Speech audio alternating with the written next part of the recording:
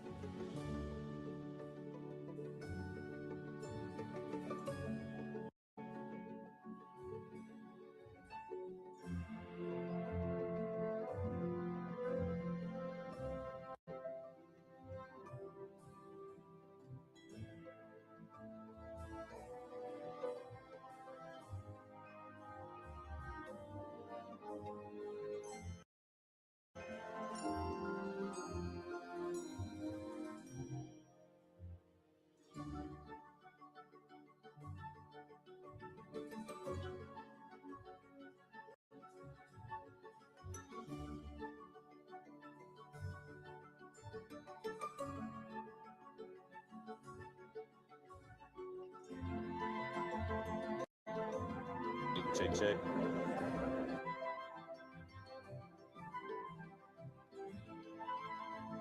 Please take your seats. The program will begin shortly.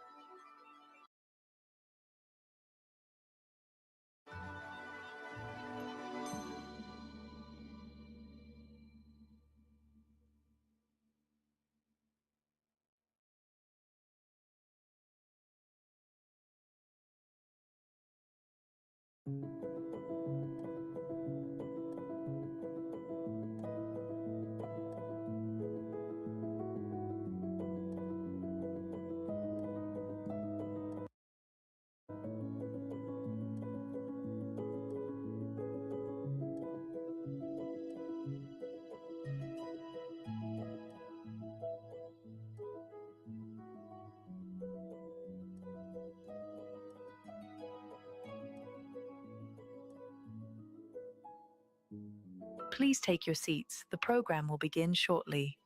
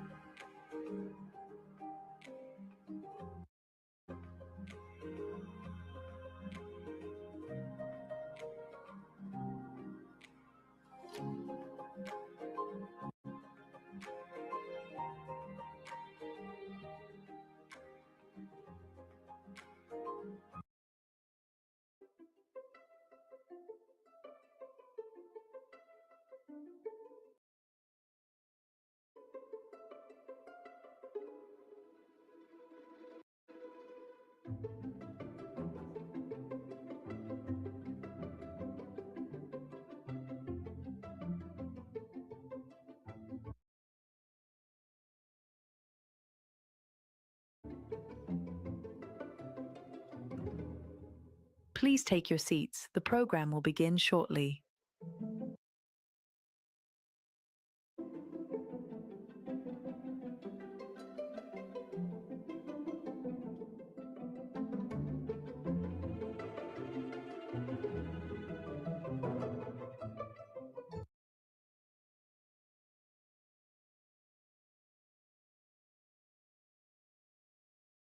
Full time मेहनत भी, full time job के साथ MBA किया एमिटी ऑनलाइन से। ऑनलाइन एमबीए के साथ प्रैक्टिकल एक्सपीरियंस भी।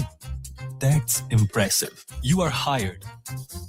Amity Online, India's #1 choice for online degrees.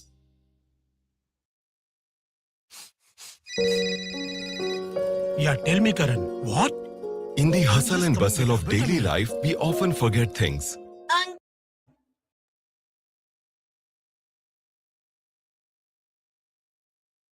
Hand in hand, and 3 years ago at London Climate Action Week, Leah Khan and I announced Breathe Cities to get more cities to join in.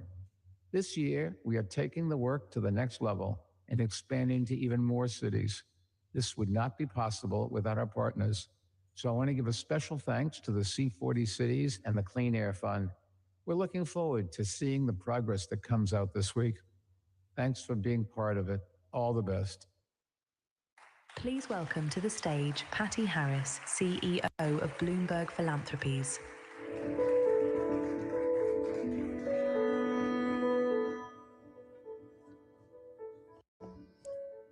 Good afternoon, everyone.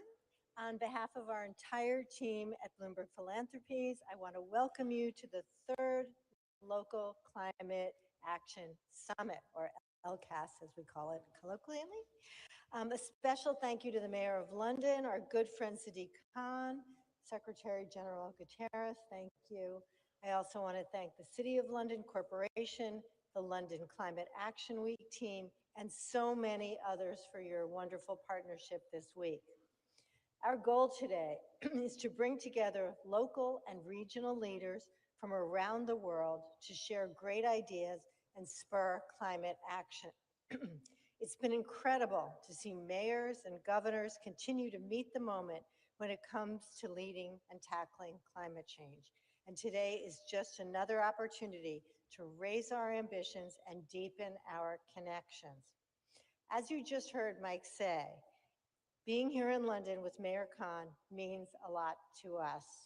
We first met Mayor Khan more than a decade ago when he was running for office. We were so impressed by his ambition and talent, and clearly we weren't the only ones. I hope you remember that day too. It was a very important day for Bloomberg. You have been one of the most active mayors in the world when it comes to the fight against climate change, and London is so much the better off for it. In 2021, he told us that his bold initiative to use low-cost air quality sensors to improve air pollution. This is something that the Bloomberg administration championed in New York City. And so naturally, we were eager to support Mayor Khan's air quality efforts and have seen enormous progress. Since then, we've spread this great idea around the globe through our Breathe Cities initiative. Through it, we've helped install more than 1,200 air quality data sensors in 14 cities, passed 26 local clean air policies around the world, and these efforts have helped reduce nitrogen dioxide, a pollutant that comes from engines and power plants, by 14%. And they've saved more than 13,000 lives. Today, I'm pleased to share that Bloomberg Philanthropies will be recommitting ourselves to this work by investing another $45 million in the fight against climate change.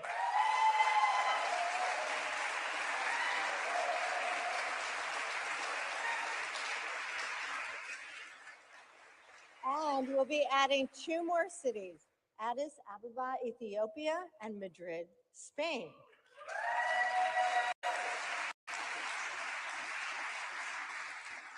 The latest investment will help cities install air quality sensors, use data to identify the sources of air pollution in their city, and educate residents on the issue, and so much more. Together with our partners at Clean Air Fund and, of course, C40, we will continue to improve air quality for millions of people around the globe. Here to talk more about this is the wonderful Mayor of London, Mayor Khan.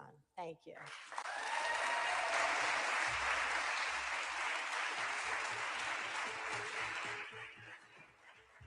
We can do better. Come on, that was Patty Harris. Come on.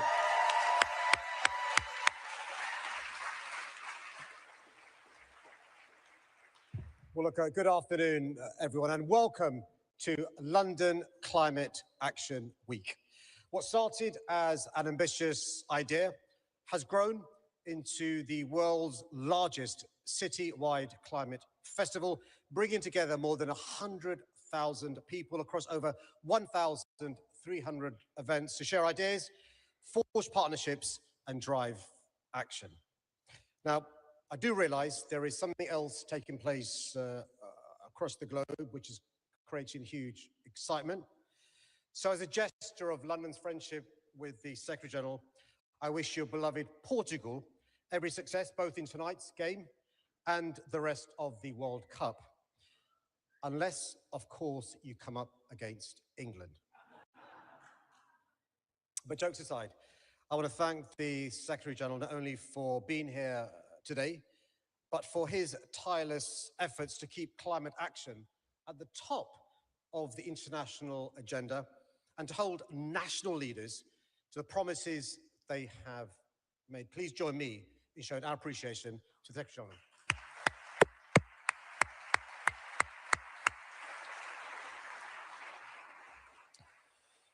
Now, this year marks 10 years since I was first elected as Mayor of London. When I took office in 2016, I promised to be the greenest mayor London had ever had. ओ, bill बढ़ जाएगा। AC on मत करो ना। Cooling तो ये वैसे भी नहीं करता। मम्मी, आप ही कुछ करो ना। ए मिस्टर, जरा फोन उठा के vijaysales.com से एसी ऑर्डर करो ना। नमस्ते sir. Log on to vijaysales.com or visit the nearest store today. More trees, more green spaces, and cleaner air than existed 10 years ago. Their children might walk to school along a school street without traffic, making the journey safer and less polluted, or attend a school with air quality filters and solar panels on the roof. Then it's time to get to work. Today they might cycle on a network that has increased fivefold in size, board one of London's 3,000 plus zero emission buses, or travel on the Elizabeth line, the Superloop, or extensions to the Overground and Northern line that have transformed connectivity across our city. And as they travel, they're breathing cleaner air. You know, when I was first elected as mayor, I was told under the existing policies, it would take almost 200 years for London's air to meet legal standards. We did it in 9. Thanks to measures such as the ultra-low emission zone, toxic air pollution has dramatically fallen across our city, improving health and protecting future generations.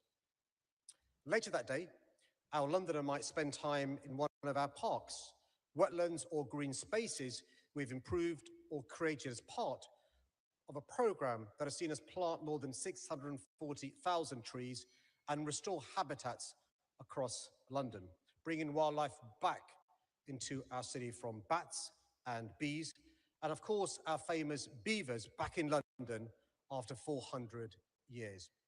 Those of you who know your showbiz might recognize the names. The first beaver we called Justin Beaver. The second, Sigourney Beaver. And they've had kids. Now, over the last 10 years, London's carbon emissions have fallen by almost 25%. At the same time, our economy has continued to grow. Climate action has not held London back. It's helped instead drive investment, create jobs, improve public health, and enhance the quality of life of Londoners. And that's perhaps the most important lesson from the last 10 years.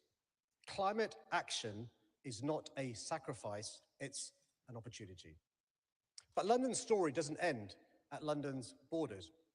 What we've achieved here has helped inspire action around the world.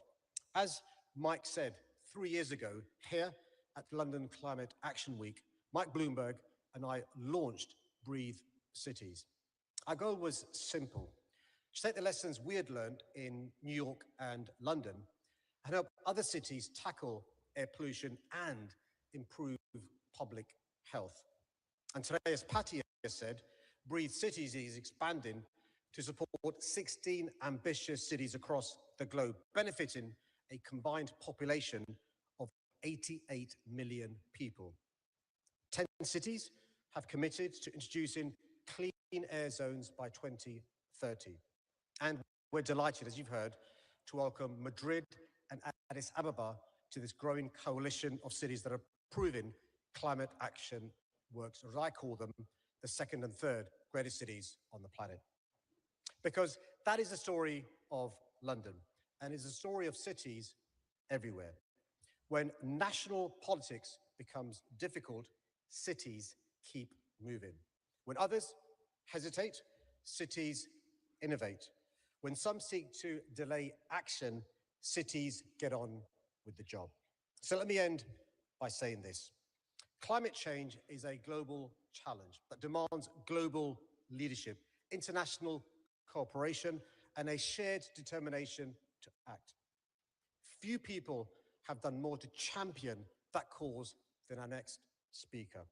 At a time when the world needs urgency, the world needs ambition, and the world needs moral clarity. He has been a tireless advocate for climate action and a powerful voice for those most vulnerable to its impacts. It's therefore a great honor to welcome someone hope will show appreciation to by raising the roof, the Secretary General of the United Nations, António Guterres.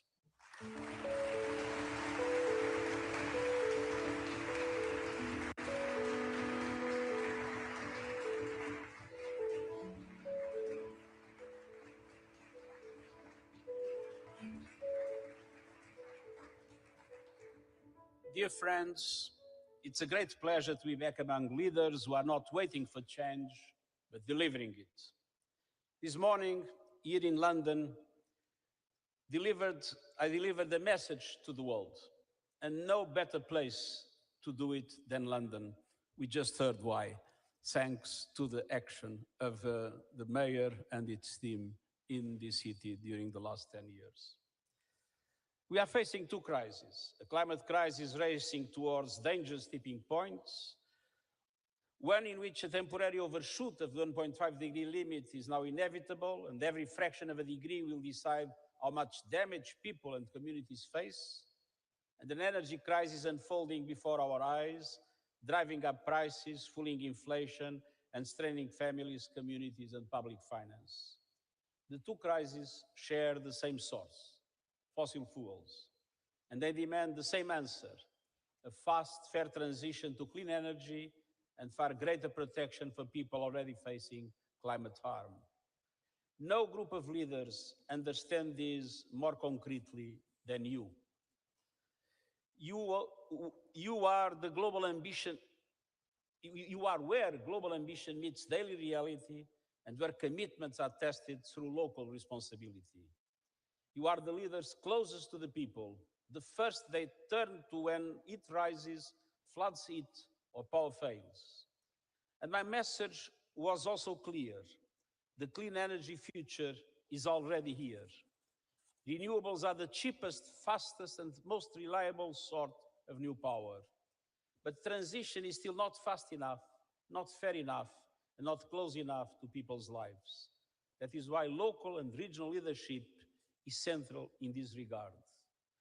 Because climate action becomes real through the services people rely on, the infrastructure they use every day, the air they breathe, the bills they pay, and the protection they receive when disaster strikes.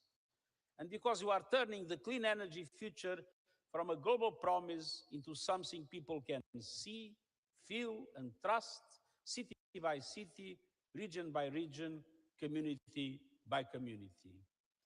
Today, I have three asks of you. First, keep leading and over-delivering.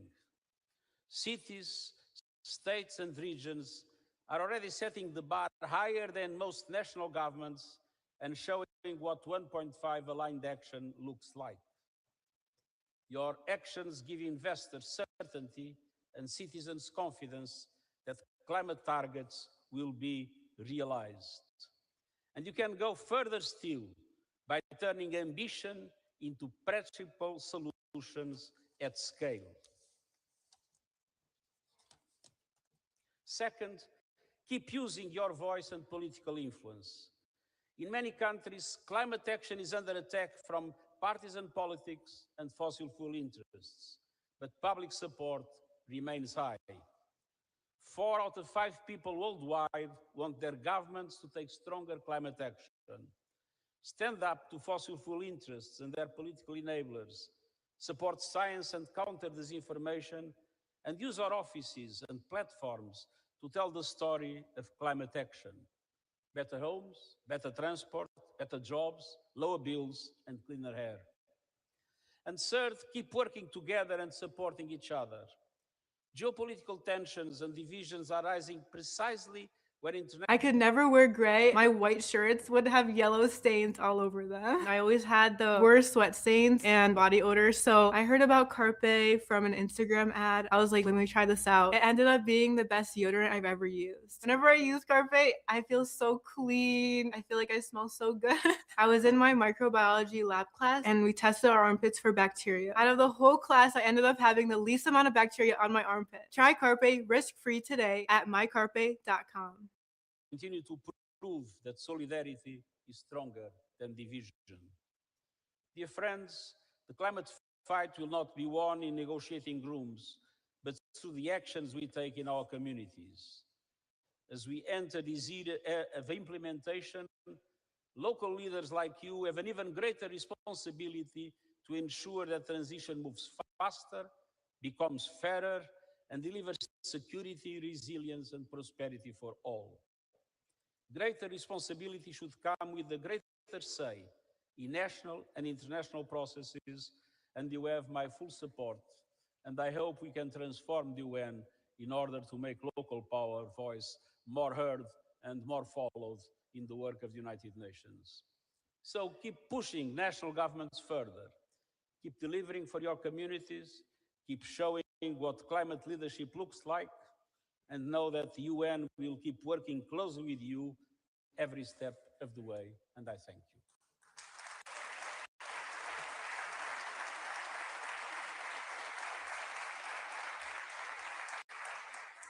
Please welcome to the stage Teresa Ribera, Executive Vice President for a Clean, Just and Competitive Transition at the European Commission.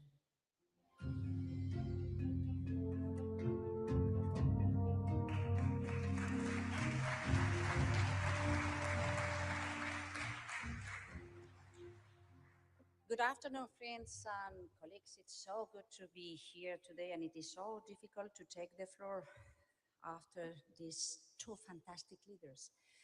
One of them leading the transformation of a great city, the other one leading the transformation of our multilateral system in a difficult time. And of course, being hosted by Patty in a moment where the combination of the different initiatives joining forces is so important.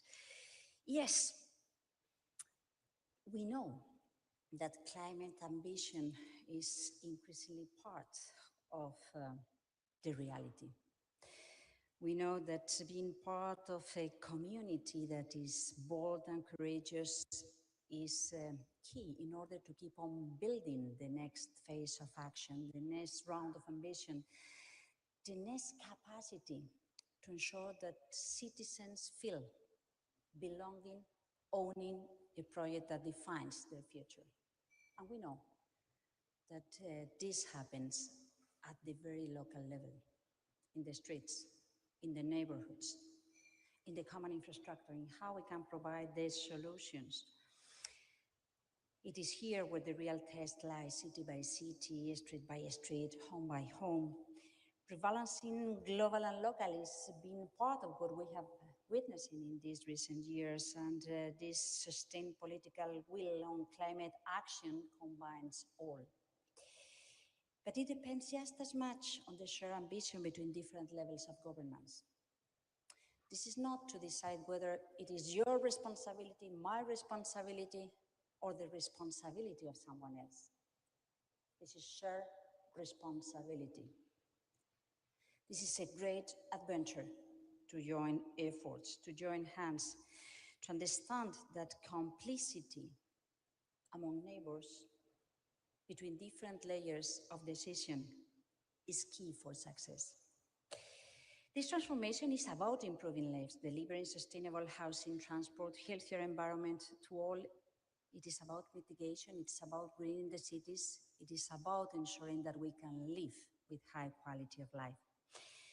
Today, 47% of Europe's electricity comes from renewable sources. This is great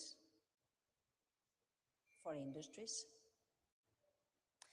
but this is great for citizens, and this is great for cities. And there has been an increasing engagement from local communities to big cities to develop this reality. With the rooftops, with energy communities, identifying whether we speak about the sun, the geothermal solutions, the small investments that make a great difference when being added together. And yes, as the Secretary General was saying, clean energy transition is no longer only a climate imperative. It is a social shield. It is thinking on the air we breathe. It is thinking about counting on public transportation, that it is not only high quality, but it is compatible with lively cities. But it is also thinking that we can rely much more on local solutions than depending on something that we don't know how it is going to evolve, as it was the case for fossil fuels. It is thinking about energy that we can control. It is thinking and reminding ourselves that when anyone says, no, the green policies are not anymore a fashionable thing, we may speak out and say, well, I prefer to drink fresh water that is not polluted, or breathe cleaner that does not bring me to the hospital.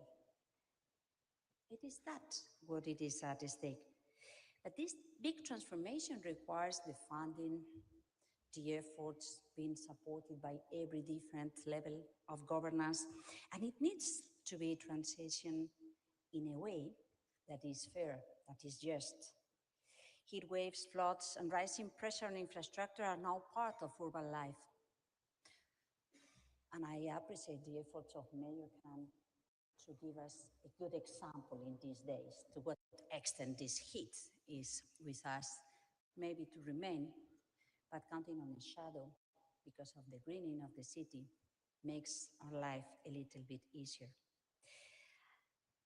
I think that if we bear in mind that social equity for a fair future is important, and the deep transformation that we are promoting requires a broad support by the citizens, we need to think about adaptation. We know that this is not necessary easy, and probably we have not paid the attention that it requires, but we have tools. We need to think on how to design resilient cities, to use innovative tools that are emerging at the very local level, so to figure out how stress tests for identifying critical environmental and social points may help citizens, mayors to take decisions, to view what a local scenario may look in different contexts, allowing to integrate data from various socioeconomic disciplines to enable tailored solutions. For example, how to treat heat islands, flood-prone areas, vulnerable housing, disadvantaged groups, percentage of the elderly population that could have much more weakness against these climate or heat impacts.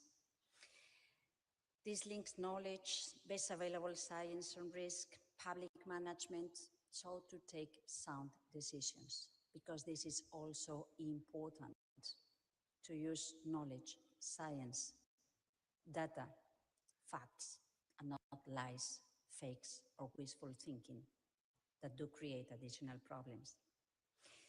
We also innovate when we promote a combination of nature-based solutions and energy efficient, solar-powered cool public buildings, like schools. Welcome to the pressure cooker. Group K. Portugal had a tense draw. Uzbekistan is hungry to recover. Win or face the music on June 23rd. Pura India watchega. Portugal versus Uzbekistan live and exclusive on Z5. Download the Z5 app.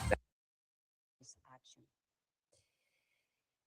And yes, we have been trying to develop this exercise within the European Commission, so to support initiatives coming from citizens, ensuring that access to financing and making projects bankable is there. We have been supporting the EU cities mission, so to ensure climate neutrality as smart cities developing their projects count on the back from the other levels of decision, providing good conditions and guidelines so that member states thinking about regional cohesion to take this into consideration, the small scale, the citizens, the renovation of buildings, the local action, the greening of the cities. And we also feel proud working with the Global Covenant of Mayors for Climate and Energy that is so active, so effective. So to support our allies on adaptation, on reducing emissions, on affordable energy and well-isolated housing. Over 14,000 cities have joined the initiative already. Together they prove that local leadership drives both mitigation and adaptation. Building on the momentum from Belém, the work now is action on the ground. Action, action, action, action. It is what people expect from us to deliver. And this is where it is my pleasure to reassure our full commitment to keep on working with you all. Thanks a lot.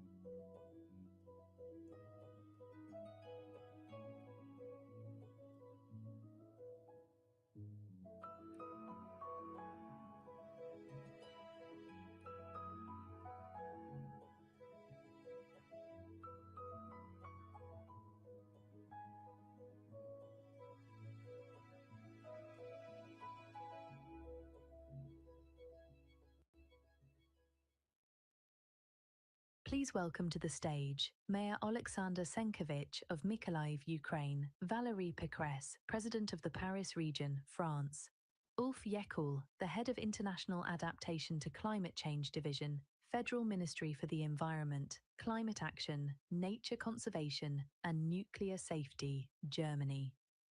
Moderated by Mark Watts, Executive Director for C4T.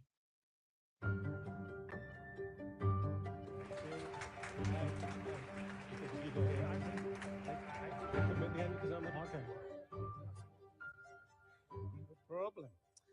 Fantastic. So this session is entitled Climate Action That Works, and we're going to be focusing on the role that local, regional, state leaders can play in driving investment, innovation, and of course, implementation on climate action. And in the context that we've heard about so much already this morning, particularly from the Secretary General, a moment of great global uncertainty, but where we see cities and states remaining one of the clearest pathways for turning climate goals into tangible results. So I am going to start first, Mayor Senkevich, with you. And I think we heard from the Secretary General just now and earlier this morning, his sort of message of the period that we're in at the moment is a tale of two crises, a climate crisis and then the mother of all energy shocks, as he put it. But in your context, you're also experiencing the ongoing effects of a devastating war in Ukraine. And yet, you have been using, as Mayor, the City Climate Finance Gap Fund to improve energy security while accelerating your climate goals, all whilst you're dealing with that conflict. Can you just tell us, how are you thinking about issues like energy alongside economic development, whilst also managing security? Thank you for the question. It's a big honor for me to be here today with you. As you understand, today in Ukraine, we have bigger problems than the energy saving, green transition, and decarbonization. But in the same time, we think about it and we implement it. We started the project, for example, the city of Mykolaiv. It's a 500,000 city, which a port, second biggest port in Ukraine. We are situated 50 kilometers from the front line, and we were the city that stopped Russian invasion in 2022 and pushed the Russians back to the temporary occupied territories. We understood, well, the wartime, that the energy independence, it's not only about efficiency and green transition, it's more about survival and energy independence. Before the full-scale invasion, we started to cooperate with the World Bank on changing of our boiler house. In Mykolaiv, we have different kind of temperatures, like from -10 up to 55 by Celsius. And we have district heating enterprises, which we started to modernize. And at the end of the project, we had 35% economy of the natural gas. So we decreased the amount of consumption and increased the efficiency of these boiler houses, which actually helped us to save some money to move forward with the changes of the networks of these pipes. Together with EBRD, we started to change our public transportation from the one that use fossil energy resources to energy-saving trolley buses and trams. Trolley buses with the batteries that gave us ability to move with the 20 kilometers without the charging, gave us a really efficient way to work while the blackouts. As you understand, Russia attacks our energy infrastructure, leaving us without the energy, the electricity, and so on. So that's why we have to think to be creative. And in the same time, we do all these changes on our enterprises, implementing the solar panels, the gas pistons, and so on, to be more independent from the central grid. And at the same time, we are ready to share with this experience with the world, because we say that to have the resilient city, you need to have it decentralized, because we try to centralize everything in the modern world. But the key to resilience is to decentralize, to have it like a backup. And moreover, together with our rockets today in Ukraine, we help Russia to be less carbonized. Destroying the oil processing plants, we move them to the bicycles. So I hope that this, let's say, involvement in a green transition from Ukraine will also be valued. In the end, I will say that our city, as a partner of United Nations Economic Commission for Europe, we work on a master plan with that we plan to implement after the end of the war. Together with Bloomberg Philanthropies, we use the best practices and we involve youth as a moving force to not only think about future, but plan it and prepare projects to implement them after the end of the war. Thank you, Matt. And I don't want to steal your line, but you used an amazing phrase in a meeting earlier when you say, you're not building back better. Right. But yeah, we review the... The game is in the frame. I also feel the same. I'm looking for sleek, posh, elegant glass systems. फिर तो वो वाले fittings नहीं चलेंगे, सिर्फ ओ वाली चलेंगे।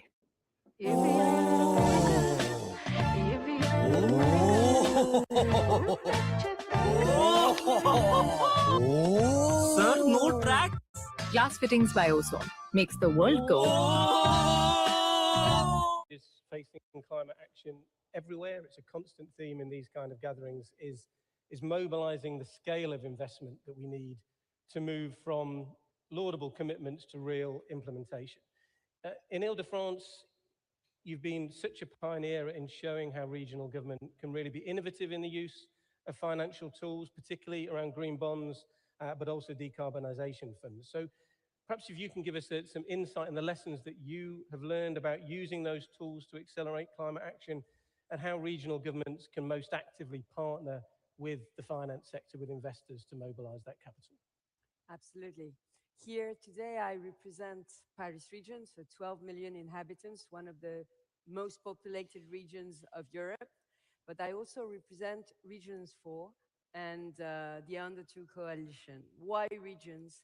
Regions because we are architects of ecological transition. We are enablers because we fund local governments. in order to help them to do the ecological transition investments. And we are also equalizers. Equalizers because Paris, of course, is the richest city in France. But around Paris, you have the poorest suburbs of the country, and you have also 75% of rural areas. And the region is made of territories that are very different. And as you know, we are suffering an unprecedented heat wave in Paris at the moment, which is lasting, it's been lasting for already 10 days, and which makes the country on its knees because we are not prepared to live above 40 degrees. And you're talking about financing ecological transition. Ecological transition is about mitigation, but it's also about adaptation to climate change. And as you know, regions represent, local governments represent 80% of the investment in ecological transition, and we only receive 10 to 20% of the international funds for ecological transition. So of course, we need to borrow. We need to leverage our public funds with private funds and find investors. And for example, in my region, we launched 10 years ago when I was elected, the revolution for transportation, for a public transportation system. Some of you may have come to Paris and may have seen some of our major investments for the Olympic Games, for example. And we are opening 300 kilometers of new metro lines, and we are changing basically all the trains, all the buses, all of the trams, and we are decarbonizing them. And this is a 30 billion investment. And to fund this 30 billion investment, we went to the markets and we launched the first, I think, European green bonds issuance. And we were oversubscribed 3 times by the markets. Why? Because of course, the banks and investors have ESG obligations. And investing in ecological transition is bankable. And that's what I came here to tell you. It's bankable because of course, if we do clean transportation, we have more people in our transportation system. And that's what happened in France. And we had the opportunity to give a single ticket for €2 for the whole 12 million inhabitants of the region. And that's a game changer in the use of transportation. And of course, we have, for the first time in the history of France, a decrease in the use of private cars. So that's what I came here to tell you. It's bankable to work on ecological transition. And we also put on foot a decarbonization fund. What is a decarbonization fund? It's a fund where the region is putting around 50 million, and we are leveraging this fund with the private sector, with private banks, with private investors. And we take stakes in the SMEs that are very active into the ecological transition, to make them grow, to make their products cheaper. And we are doing that. So yes, I think we can attract private investments. And that's what I came to tell you. We are also leader of a European program which is called GreenGov, and which includes your city, dear Mayor, and lots of European regions. GreenGov is a European Union funded program which makes all the local governments look at how we can benchmark the best initiatives in ecological transition. The ones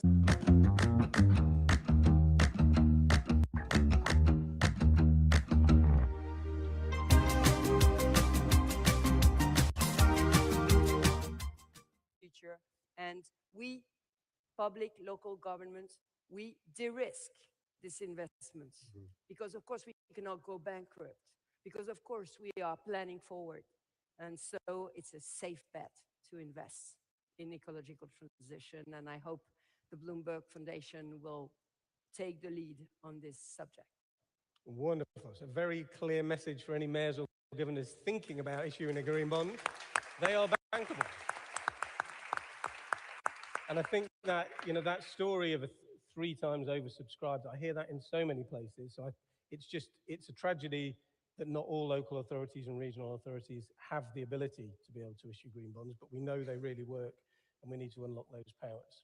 Okay, moving along now, Mr. Yekel, and you were introduced as the head of international adaptation of the climate division in the German federal government. But of course, you're also in that capacity serving as the co-chair of the Coalition for High Ambition Multi-Level Partnerships, CHAMP, initiative at C40 we're very invested in, which is helping national governments work with subnational governments in partnership in delivering climate actions. And we've heard a lot of great projects from states, from cities today, but for those to work, they often need financing from higher levels of the public sector, from government and from private sources. So from the perspective of national climate strategies and investment frameworks, how do you ensure that local governments are not just the recipients of funding, but genuinely co-designers in it? Yeah, thank you very much for the question. Indeed, this is a tricky question. It's not given.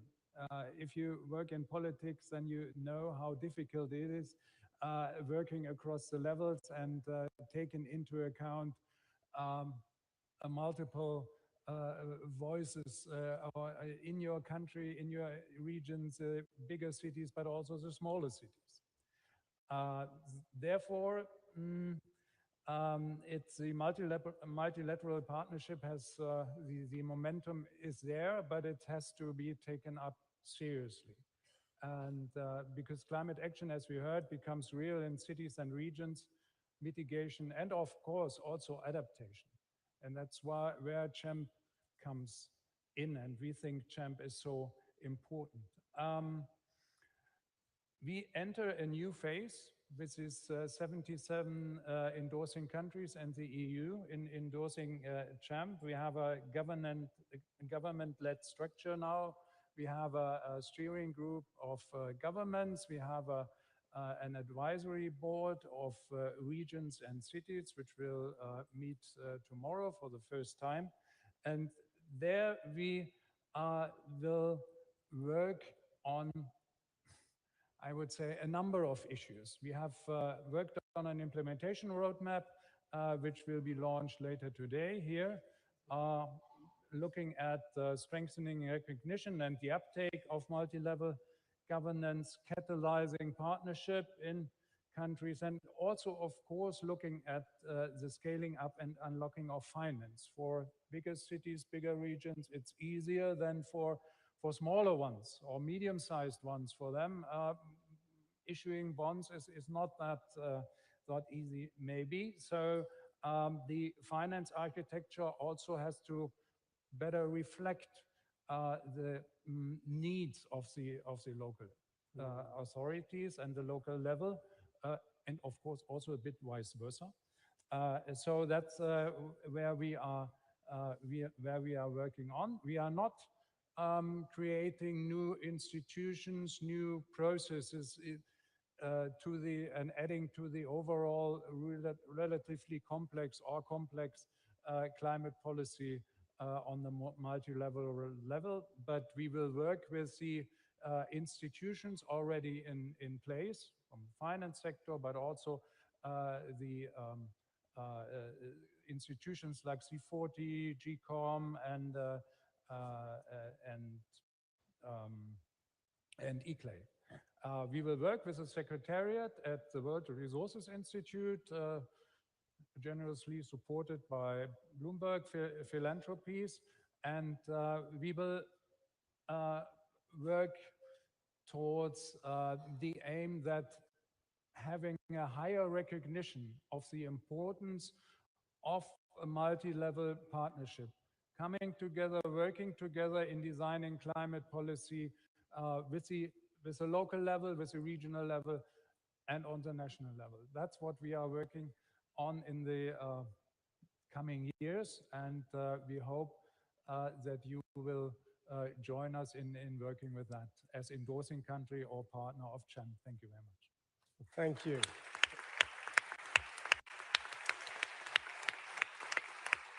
Yeah, and I think a very well-deserved round of applause. Germany's leadership, along with Brazil, of the CHAMP initiative is so important to that multi-level collaboration. I think we've got time for one lightning-fast final round. It's going to be, oh no, I'm getting the shake of the head. We've not got time for one lightning-fast last question. So let's have a huge round of applause for this fantastic panel. Thank you, everyone.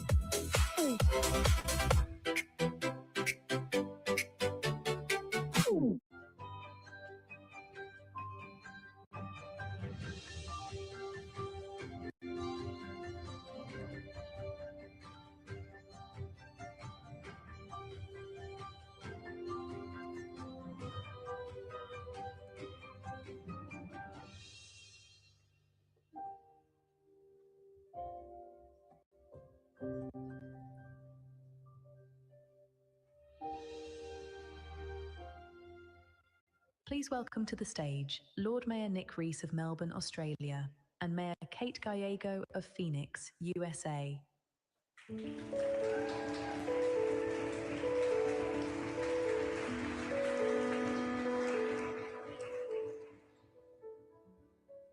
Well, hello everyone.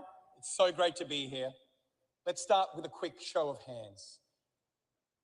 Put your hand up if you used your phone for an AI search today or to catch the tube here.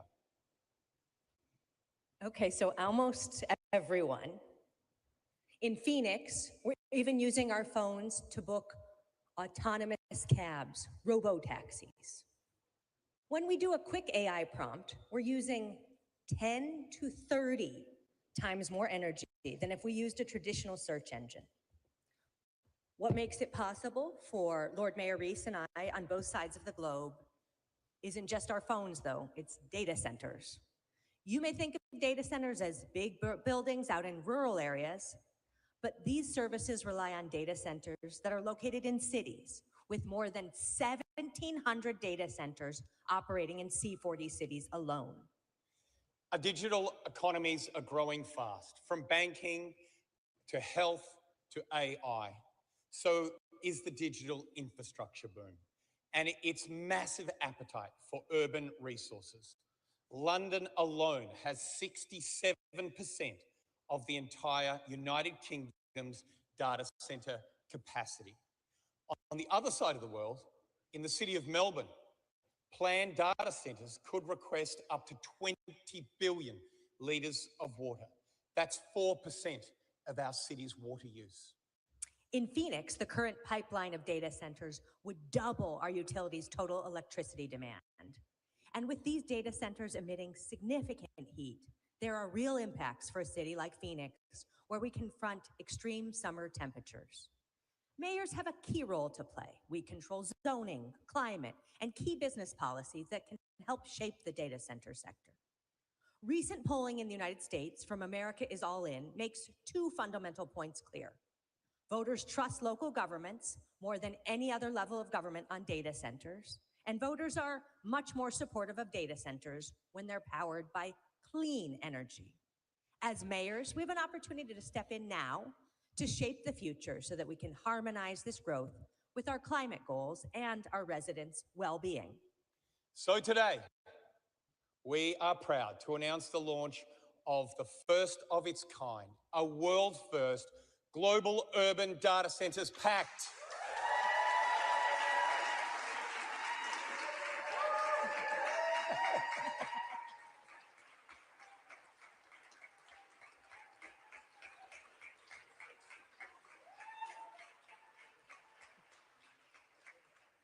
A mayoral-led vision setting out the conditions that we mayors believe are essential for sustainable, high-performing urban data centres. The pact covers 4 key areas. First, strategic integration. Data centers should be good neighbors, revitalizing old spaces, respecting local residents, and protecting the health and quiet of our communities. In Phoenix, our zoning ordinance encourages data centers to develop in the right locations, to improve the streetscape and be a good neighbor. Second, sustainability. We're pushing for data centers to leave the fossil fuels in the ground and the drinking water for our residents, bringing their own clean energy to our grid. We've seen how this is possible around the world. London is finding ways to use heat generated by data centers to heat neighboring buildings. Thirdly, community engagement. We invite data centers to work with cities like true partners, investing directly in our local communities and engaging with our residents directly. In Des Moines, there's an inspiring example. The industry has invested directly into local training programs for underserved communities. And fourth, affordability. We believe data centers can be good neighbors. We're making sure that data centers cover the cost of infrastructure needed so our residents will never foot the bill for their power, their water, or network upgrades in the form of higher monthly bills. In Melbourne, data centers already have to pay for the water, sewage, and recycled water infrastructure upgrades they need. So our residents don't have to cover all of those costs. What we're doing here is putting forward a mayoral vision for the future. Ganga ठकुराइन जी हमारी बेटी को कुछ मत कीजिए ठकुराइन किसकी बात कर रही हो तुम हमारी मछली बेटी की अरे गंगा हम तो उसको जानते भी नहीं हम हमारी बेटी जानते हैं उसे स्नेहा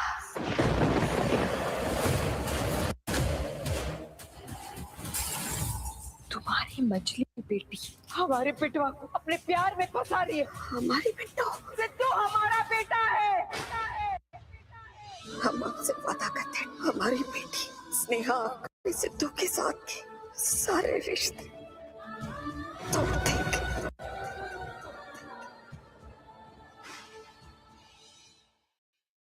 Z5 के साथ जुड़े रहें और देखते रहें अपने मनपसंद TV shows. Join us in endorsing. Give it up for those 2 great cities as well.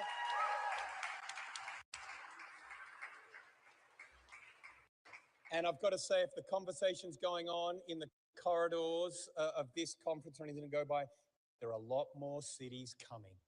There are a lot more cities coming. And so this is a great example of people standing up. But cities can't deliver it alone. So we call on all levels of government to work with the private sector, to work with us to drive the development of urban data centers which meet these new standards. Together, we can create an ambition loop that ensures the sector's growth will not come at the expense of our climate targets, our natural resources, or energy prices. Join us. Let's make this building rush a race to the top. Take.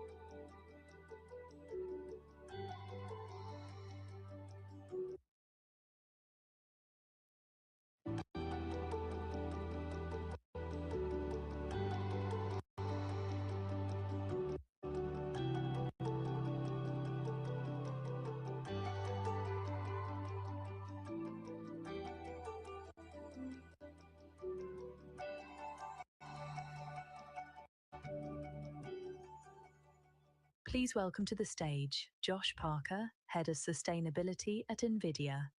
Mayor Eileen Higgins of Miami, USA. Governor Mateus Simões of Minas Gerais, Brazil. His Excellency Majid Al-Suwaidi, CEO, Altera. Moderated by Francine Lacroix, anchor and editor-at-large at Bloomberg.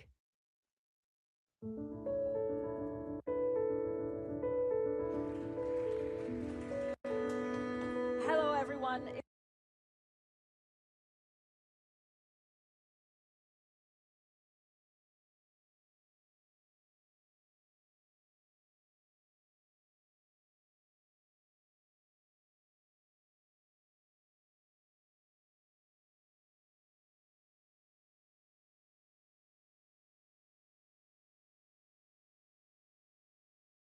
Thank you.